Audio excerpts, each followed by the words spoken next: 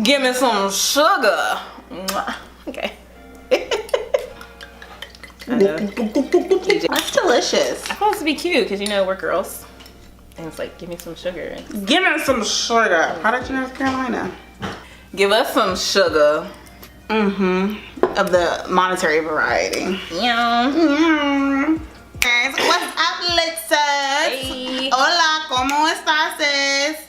Wow, we're in Spanish. I wish I knew some. Did you say estases? I did. That's not the actual term at all. Trying to speak Spanish and it didn't go well. People come to Chipotle and they say queso. Let me get some of that queso. And quesadilla. I like the people who call it chipotle. My mama calls it chipotle. And chipotle? Yeah, let me get some of that chipotle. Well, we are back with another review. This time we haven't said the name of our show yet. Oh, dang. Back up. It's another episode of Black Girl Lit. Where we get lit while we read lit situation. Yeah. And we're actually getting lit. Because we haven't. In the last 2 episodes, we haven't been getting lit. So we've been failing you guys. But even the last episode was lit though. The last episode was lit without us getting lit. Yes, it was really lit good. on life, as I say. Alright, so we read Love, Hate, and Other Filters, as we told y'all last time, by Samira Ahmed. This is my pick. I picked this book. It is young adult. If y'all don't know what YA stands for, you know, Black Lit Vocabulary, Black Girl Lit Vocabulary, YA stands for young adult. So it's a book marketed towards young adults, and the characters are typically young adults, but adults can read them. Yes. We're gonna get into our first segment of this episode about the author. Her name is Samira Ahmed. She was born in India, in Bombay. She was raised in or outside of Chicago. She spent a lot of time inside the library. She was a graduate of the University of Chicago. Yes, where she got her BA and MAT. She taught high school English in the Chicago suburbs as well as in New York City public schools. She is a best-selling New York Times author for this book, Love, Hate, and Other Filters. And she has a book coming out called Internment. It actually came out this year in March. And then she has a book coming out April of next year called Mad, Bad, and Dangerous to Know. Okay. So she lives in Chicago right now. If she's not found reading or writing, she can be found looking for the perfect pastry. Okay. And I read like the little synopsis of her book Internment. I want to read it. Okay. Oh my God. And just reading the reviews, I'm gonna read it. I don't know if we're gonna read it, because you know I'm trying to branch out, but I'm gonna read that book. It might be a break book for her. But that's all about Samira. And now we are getting into the segment where Jasmine thrives, she flourishes, and you all know what that is. It is the book synopsis. Okay, so Love, Hate, and Other Filters is a story about Maya Aziz. I was calling her Ms. My bad. Maya Aziz. She is 17-year-old senior who lives in a small town in Illinois. Her big passion is filming and photography, and she wants to become a movie director. She always is walking around with her camera, filming different things. And the story is talking about basically her growing up in a traditional Indian Muslim family, how her parents have certain ideas for her life and what they think her life should be. They think she should either become a doctor or a lawyer. Those are basically her only choices, and that she needs to go to the University of Chicago. And get married. Maya has other dreams from herself. Yes, she wants to get married, but maybe not in the same way that her parents want her to. And she also wants to go to NYU, and she wants to study film. So she's kind of different. So the book is about her trying to deal with not only her family's expectations of herself, but also what she wants to do for herself. And then also, betwixt all that, a terrorist attack happens. Ooh, and the effects of that attack shake her family to its core, and she's trying to deal with that, as well as deal with typical teenage angst, relationships, and just trying to get through life as a first generation Indian Muslim American, or as she called herself, American born confused Desi. So what does Desi mean? Like, I know it's a term that they use. I think they said it's a term that just relates to anybody that's in like Southern Asia. Oh, okay. So that's just a term of how you would describe yourself, someone who's from that area. Got you. So yeah, so that is the synopsis. Jazz is getting good at this. I am. Look at me. I mean, she was good at first, but it's like now I'm getting concise and clear without giving y'all too much tea. Right. No spilling the tea. Great. All right, now we're gonna get into our next segment, which is reactions, and we'll start with Jazmine this time because you know I went first last time. All right, my reaction. So my first thing that I wrote, I have 2.5. 6. Both has got a lot of reactions. Alright, so this is probably my problem. Usually I write my reactions as I'm reading, but this time I did them after the fact, so I need to go back to writing my reactions as I'm going through the book. So my first reaction was that and this is terrible, I wrote that Maya was a little spoiled and bratty, reminded me of Margot.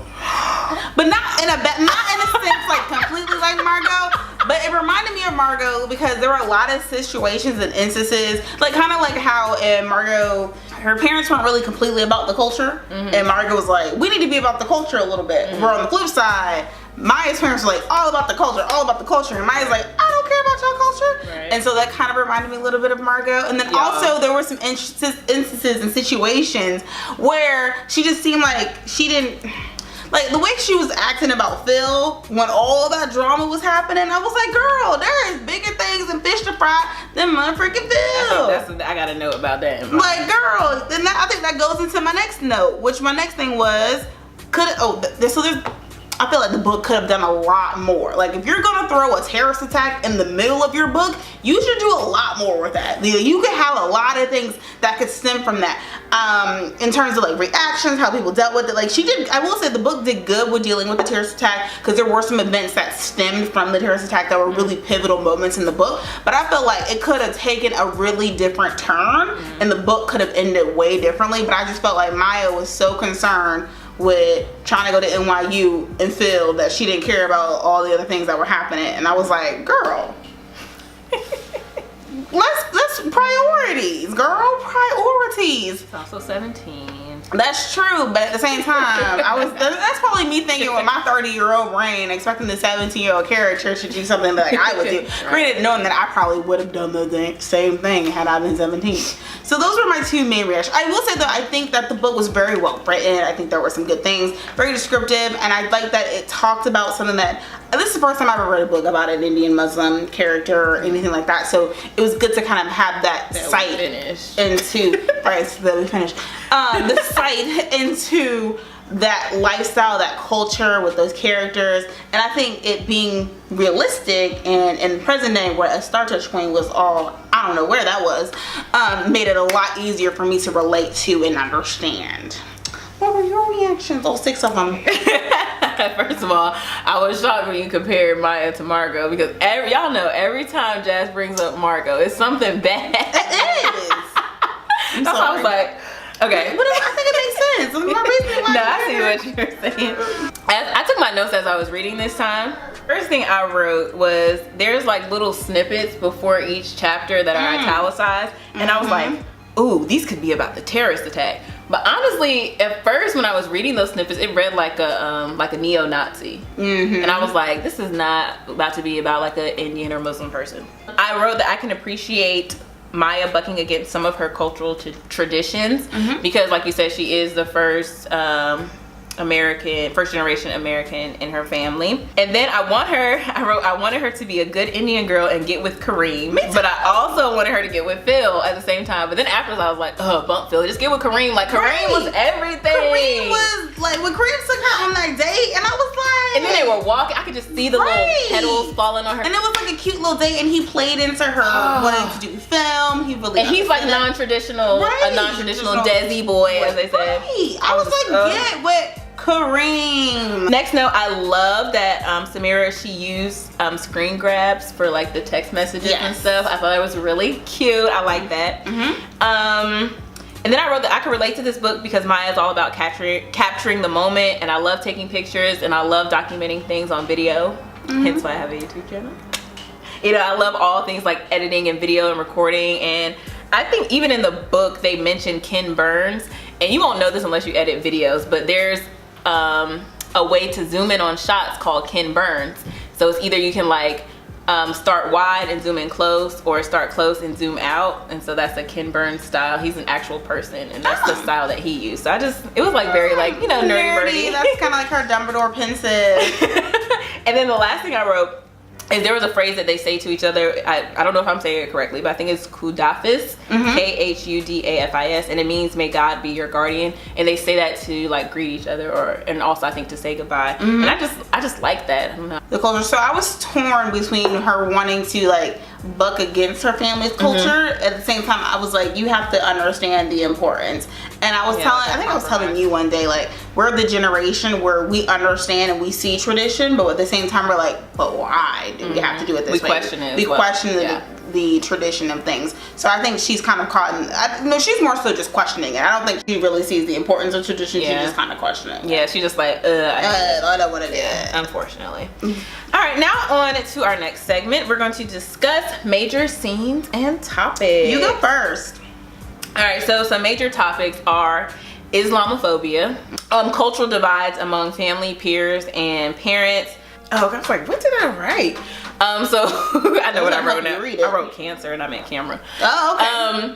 But their cultural divide, because like we mentioned before, between Maya and her parents, even between Maya's mother and Maya's aunt, there's some cultural divides there. And also, she's like the only brown girl at her school. And I don't even think they even mention like black people or no. She said she's the only brown. She's like the only person of color. And then also like did I say Margot or Maya? I hope I'm saying Maya. Maya, you're saying Maya. Maya hides behind her cameras, like her security blanket, her shield. Also, a major scene is when her parents' doctor's office gets attacked, or what's it called, vandalized, and then Maya gets attacked as well. I thought those were very pivotal scenes.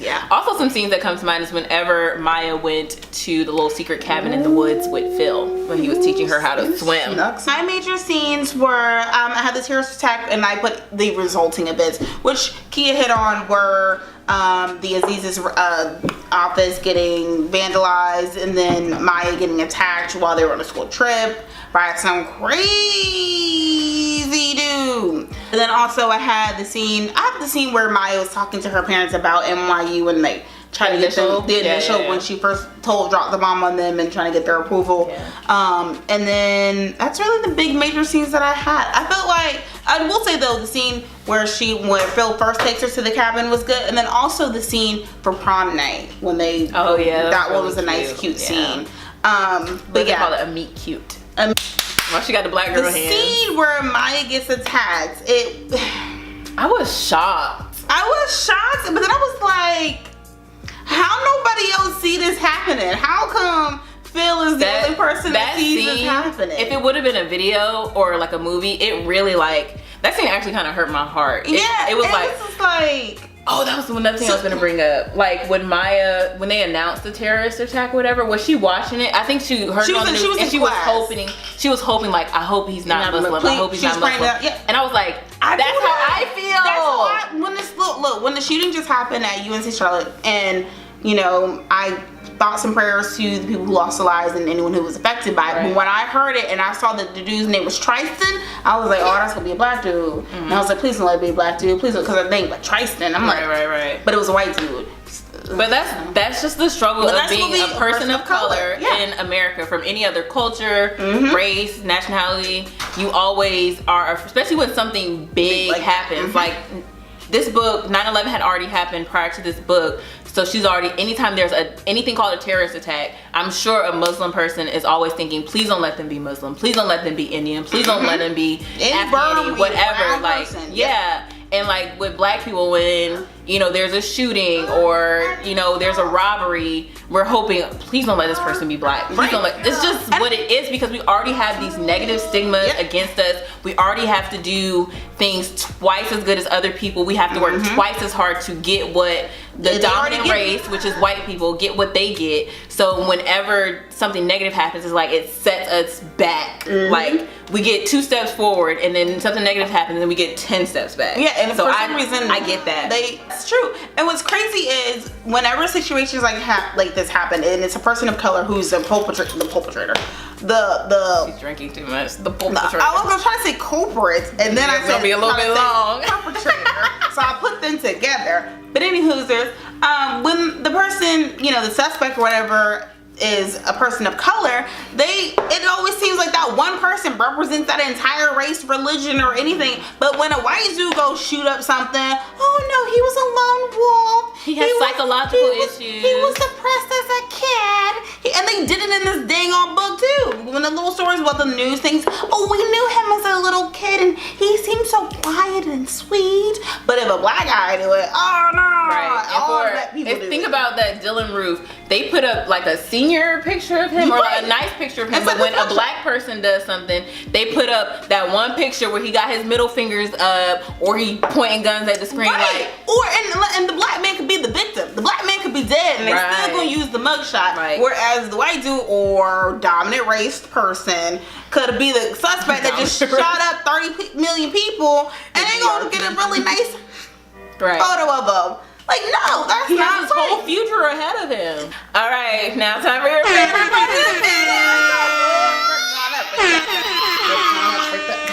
We're gonna rate it and rate it and rate it and rate it. Rate that book. The song changes every time. Well, you never know what you're gonna get. Because I make that up on the fly. Yes, at least you're not choking this up. I know. I swallow better. Wow!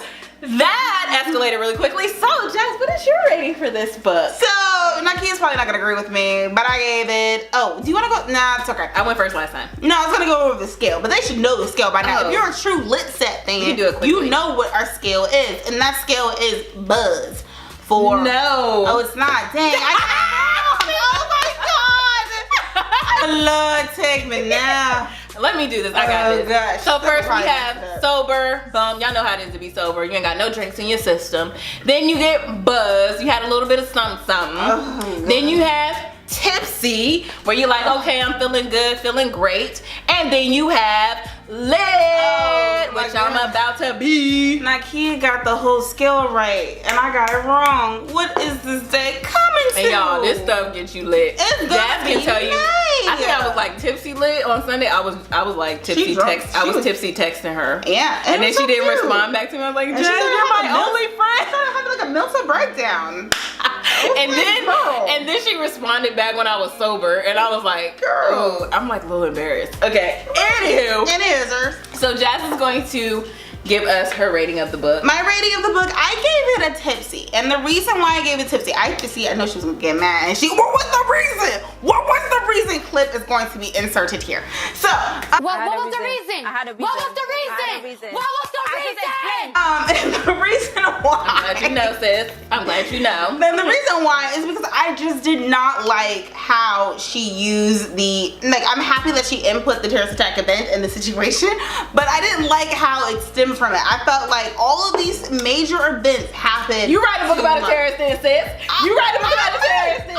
Okay, I can write the story about how 9/11 affected me and my life as a black American. Okay. And my birthday on 9/11. It is. But I'm just saying, I just felt like I felt like Maya went through all of these pretty life-changing events, from the terrorist attacks where you're thinking the person's last name is your last name and everybody's thinking that, it could be someone associated with you. You have all these Islamophobic people that you're coming in contact with, that you're dealing with, and then you have your parents at the doctor's office get attacked, then you get attacked, and she just brushed that stuff off. She was like, all right, well, I'm about to go to NYU, and I love Phil, and Phil loves me, and we're gonna go make out in the cottage. And that was like, girl. The book did not happen like that. It kind of does. And I was like, girl, you could have still had that little cutesy little ending, and I just felt like she could have done a lot more and dealing a lot more just got her with nails this terrorist attack. First of all, I just felt like they just could have done a lot more with that situation, and I just felt like she could have expanded upon it, because this is a really poignant book. I think that it's a great book, and I think that if you have never really had any interactions with any kind of Indian Americans, or if you just want to have a slight glimpse into their culture and what children have to deal with, their first generation, it's a good book. And I think she could have done so much more and could have used it for so much more. With you bringing in such heavy hitting topics, I think that she could have have really brought it home had she maybe, not saying that Maya needs to become an activist, house of the people type thing. I'm not saying that's what needs to happen, but I just feel like just seeing how it really could have affected Maya a little bit more, or how Maya was going to use these events in her life to kind of propel her forward. Even within her film career or whatever the case may be, I think that would have been really good to see. Had that happened, I would have given the book a lit. But since that was not there, that's why I gave it a tipsy. So for me, it may be more of a tipsy lit than... Don't back up now, sis. I'm just saying. Commit to your tipsy. I'm committing to my tipsy. So it was a tipsy to me. Thank you. And I'm just saying. So clearly y'all know what my rating is. It's lit. So this book is lit because, first of all, I was just like eating it up. Like, I'm just sitting there reading the book like... Kindle on the backlight. Yeah, continue. So I'm just like gobbling this book up because, first of all, it's well written. I have like a major connection to it because the main character is all about filming and, you know, capturing the moment. And I appreciate like learning about different cultures. Like, I like the fact that I'm getting to see a glimpse into the Indian, Muslim, Desi culture, as they call it, into the book. Like, I like learning about different cultures, so this really spoke to me in that aspect. I think she did a great job, you know, with the terrorist attacks. I do see where Jazz said where she could have done more with it as it pertains to Maya, but it was really, it's not a typical YA book. Like, there were so many major things that happened, like with her parents getting attacked, her getting attacked, her interactions with Phil, and then Kareem, and then even with her aunt, who was like kind of like her lifeline.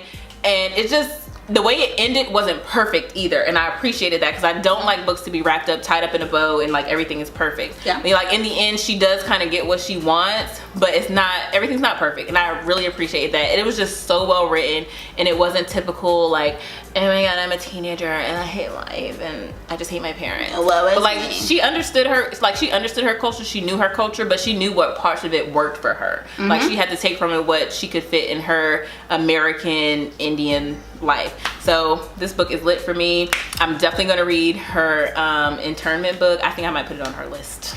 That's cool. And I will read the book should it be put on the list. Wow. I'm just saying, I just felt that there were some parts that were lacking for me personally. Not saying. Now, if you guys read the book and you feel like Nikea or you feel like me, let us know. Engage with us. Yes. You may feel like Nikea or you may feel like me. I'm just saying, you are your own person and you're able to make those decisions.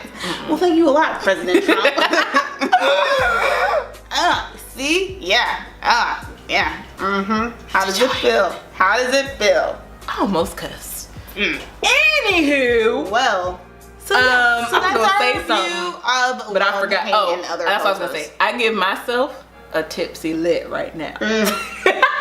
Definitely more on the lit tipsy. My eyes are a little bit. A little bit crossed. Her little meter is leaning more. So like, if it was like a little thing and the little needle was tinkering between the tipsy and the lit, it's definitely more on the lit side. Oh, this one is so good.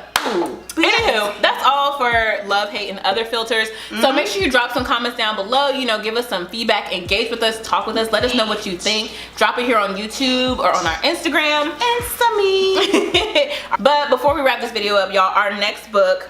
So I just want to say something. Okay, zoom in. This is going to be a zoom in shot. This is a Ken Burns. No, this is going to stay right here. Oh, I thought it. You're not going to be in this shot. I thought it was. You're not here, so stop talking. Oh, okay. All right.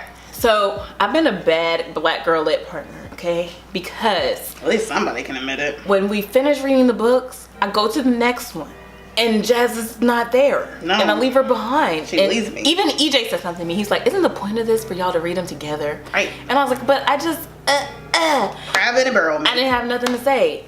And this next book, I already finished. Okay. Yeah. Jazz has started it. Yeah. She's gonna be done soon, but I already finished. And and I feel bad, so I'm gonna do better. I'm gonna get some books to read in between. Like, if I finish first, I'm gonna get another book in between, so that me and Jazz can just be on the same page, okay? And I don't want to have to force her to just like read. Yeah, you know, because I had to read Love, Hate, and Other Filters in 2 days.